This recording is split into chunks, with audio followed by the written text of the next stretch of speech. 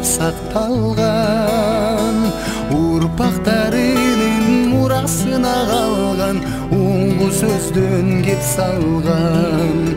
Байыртаң мекен үчүн күйгөн эр манастен улубуз, байырлап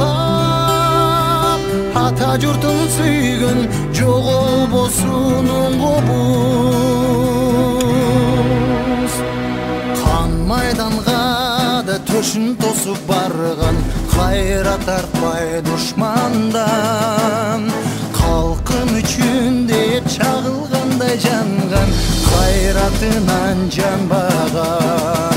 Ай Кыргызстаным сенин ачык болсун асманың, элим деп сактаган мекенин азаматтың аскары. Кыргыз